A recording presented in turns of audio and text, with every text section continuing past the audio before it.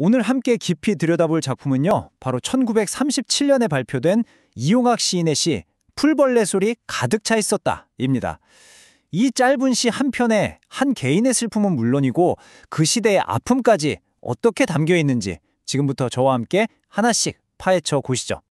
한번 상상해보세요. 아버지가 머나먼 타국 땅에서 돌아가시고 있는데 그 방을 채우는 건 가족의 울음소리가 아니라 그냥 무심하게 들리는 풀벌레 소리뿐이에요. 대체 이 소리는 뭘 의미하는 걸까요?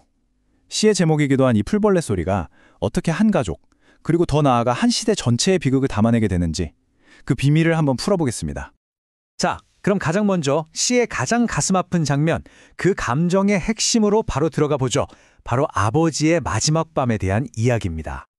아버지의 침상 없는 최후의 밤은 풀벌레 소리로 가득 차 있었다. 와, 정말 이 한 구절에 그 쓸쓸하고 황량한 분위기가 다 담겨 있는 것 같아요. 근데 여기서 진짜 중요한 포인트가 뭐냐면요. 시인이 너무 슬프다 이렇게 직접적으로 말하지 않는다는 거예요. 대신에 우리가 그 슬픔을 온몸으로 느낄 수밖에 없는 상황을 그냥 툭 던져주는 거죠. 특히 이 침상 없는이라는 표현, 여기 한번 주목해 볼까요? 이게 그냥 침대가 없었다는 뜻일까요? 아니죠. 이건 그 이상입니다. 가족이 얼마나 극심한 가난에 시달렸는지, 그리고 아버지가 마지막 순간에 최소한의 위로나 온기도 없이 정말 외롭고 초라하게 돌아가셨다는 걸 아주 강력하게 보여주는 단어예요.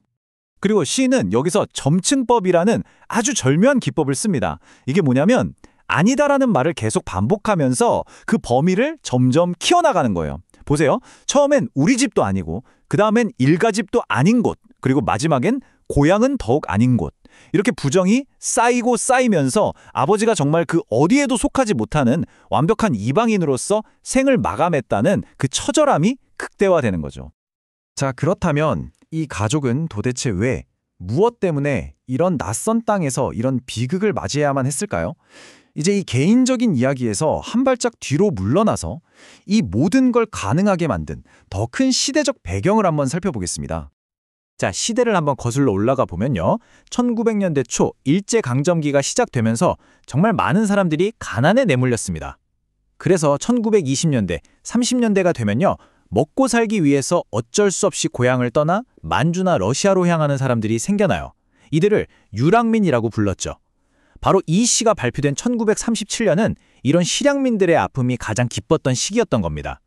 그러니까 이 시는 단순히 한 가족의 이야기가 아니라 그 시대를 살았던 수많은 우리 민족의 공통된 이야기였던 셈이죠. 시를 자세히 보면 노령, 아물만, 니코리스크 같은 낯선 지명들이 나오거든요. 이게 다 실제로 있는 러시아 땅 이름들입니다. 노령은 아버지가 일했던 러시아 땅을 말하고, 아물만은 블라디보스토크 근처인데 배가 부서지는 위험한 일을 했던 곳으로 짐작돼요. 그리고 니코리스크는 아주 춥고 쓸쓸한 항구 도시였죠. 이렇게 구체적인 지명들이 등장하니까 이 아버지의 고된 삶이 그냥 지어낸 이야기가 아니라 정말 뼈아픈 현실이었다는 게 확 와닿습니다. 그리고 아마 가장 마음 아픈 구절이 아닐까 싶은데요. 애써 잘해온 아들과 딸에게 한마디 남겨두는 말도 없었고, 평생을 자식들만 바라보고 고생하셨을 아버지가 마지막 말 한마디 못 남기고 그렇게 갑자기 떠나버린 거예요. 이 허망함이 슬픔을 정말 배가시키는 거죠. 자, 근데 한번 생각해 보세요.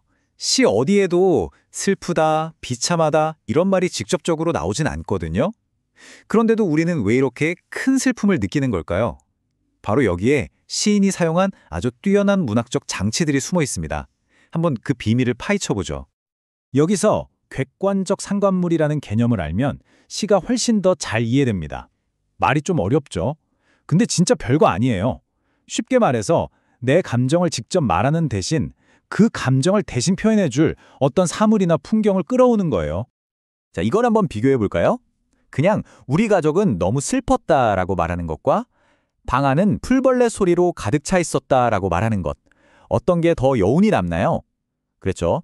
풀벌레 소리는 그 자체로는 아무 감정이 없지만 죽음 앞에 고요한 가족과 함께 있을 때 그 침묵과 슬픔을 오히려 더 크게 증폭시키는 역할을 하는 거예요. 이게 바로 객관적 상관물의 엄청난 힘입니다. 그리고 이건 감정의 절제라는 기법과도 바로 연결됩니다. 시인은 아버지가 돌아가시는 과정을 굉장히 차갑고 사실적으로만 묘사해요. 감정을 싹 빼고 마치 의사가 환자를 관찰하듯이 말이죠. 근데 이게 진짜 역설적인 게 뭐냐면 이렇게 덤덤하게 말할수록 오히려 그 뒤에 숨겨진 거대한 슬픔이 더 크게 느껴진다는 거예요. 시에 나오는 표현들을 한번 보세요. 꿈의 꽃봉오리가 눈에 깔란고 손발은 그냥 얼음장처럼 식어갈 뿐이고 입술은 심장의 영원한 정지를 가리켰대요. 심지어 의사마저 아무 말 없이 그냥 돌아가 버립니다. 막 울고불고 하는 장면 하나 없이 이런 차가운 묘사들이 오히려 슬픔을 더 뼛속 깊이 파고들게 만드는 거죠. 자, 그럼 이제 이 모든 조각들을 한번 맞춰봅시다. 이 시가 어떻게 해서 단순히 한 가족의 슬픈 이야기를 넘어서 우리 민족 전체의 노래, 즉 비가가 될 수 있었을까요? 이 시의 의미는요, 마치 물에 돌을 던졌을 때 파문이 퍼져나가듯이 점점 확장됩니다.